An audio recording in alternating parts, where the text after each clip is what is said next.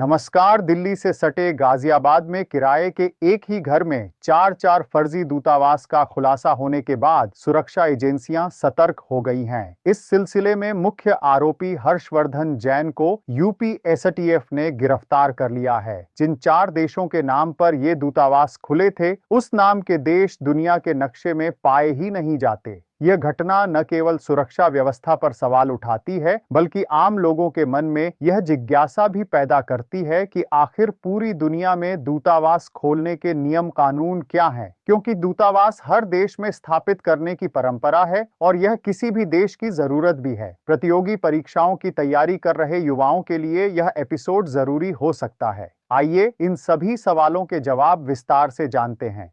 Vienna convention on diplomatic relations 1961 राजनयिक संबंधों को नियंत्रित करने वाला एक महत्वपूर्ण अंतर्राष्ट्रीय समझौता है। यह कन्वेंशन दूतावासों के गठन, कार्यों, विशेषाधिकारों से संबंधित विस्तृत नियम प्रदान करता है। दूतावास खोलने के लिए इसके तहत नियम और प्रावधान तय हैं। इसी समझौते के आधार पर दुनिया के सभी देश दूतावासों के फैसले करते हैं। कन्वेंशन के अनुच्छेद 2 के अनुसार राजनयिक संबंध स्थापित करना केवल देशों की आपसी सहमति से होता है। इसका मतलब है कि कोई भी देश दूसरे देश में अपनी मर्जी से दूतावास नहीं खोल सकता, जब तक कि मेजबान देश इसकी अनुमति न दे।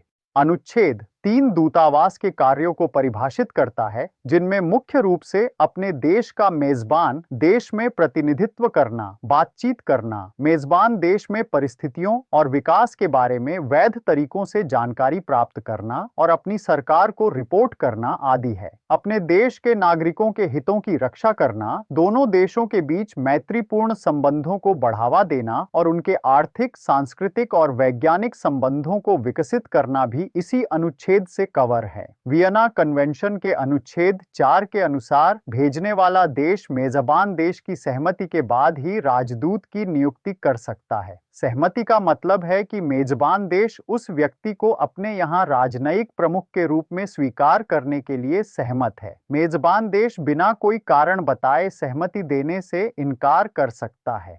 अनुच्छेद 21 के तहत मेजबान देश भेजने वाले देश को अपने कानूनों के अनुसार दूतावास के लिए परिसर प्राप्त करने में सहायता करेगा या उसे उचित आवास खोजने में मदद करेगा। अनुच्छेद 22 के अनुसार मेजबान देश के अधिकारी दूतावास के प्रमुख की अनुमति के बिना परिसर में प्रवेश नहीं कर सकते। मिशन के परिसर, फर्नीचर, संपत्ति और परिवहन के साधन तलाशी, अधिग्रहण, कुर्की या निष्पादन से मुक्त होते हैं। वियना कन्वेंशन के अनुच्छेद 11 के अनुसार कोई भी देश अपने दूतावास में मनमाने तरीके से स्टाफ की नियुक्ति नहीं कर सकता। इसमें मेजबान देश की भूमिका महत्वपूर्ण है। स्टाफ की नियुक्ति में संख्या तय करते समय मेजबान देश को भरोसे में लेना जरूरी है।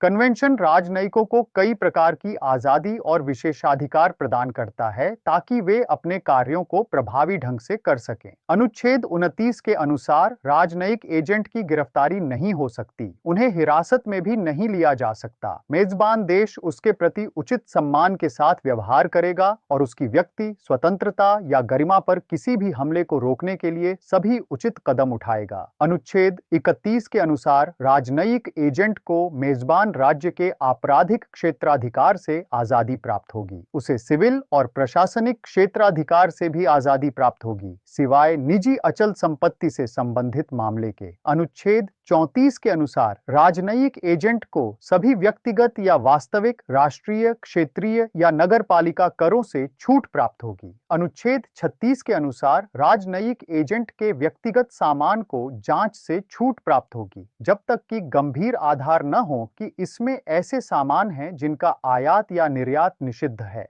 अनुच्छेद 41 के अनुसार राजनयिक विशेषाधिकार और उन्मुक्ति प्राप्त व्यक्तियों का यह कर्तव्य है कि वे मेजबान देश के कानूनों और नियमों का सम्मान करें। उन्हें मेजबान राज्य के आंतरिक मामलों में हस्तक्षेप नहीं करना चाहिए। ये सारे नियम सुनिश्चित करते हैं कि दूतावास सुचारू रूप से कार्य कर सकें और राजनयिक अपने कर्तव्यों का पालन बिना किसी बाधा के कर सकें, जबकि मेजबान देश की संप्रभुता का भी सम्मान हो। उम्मीद करता हूं कि यह अंक आपके लिए उपयोगी रहा होगा। फिर मिलते हैं किसी नए मुद्दे को लेकर। तब तक आप अपना ध्यान रखें। आभार। नमस्कार।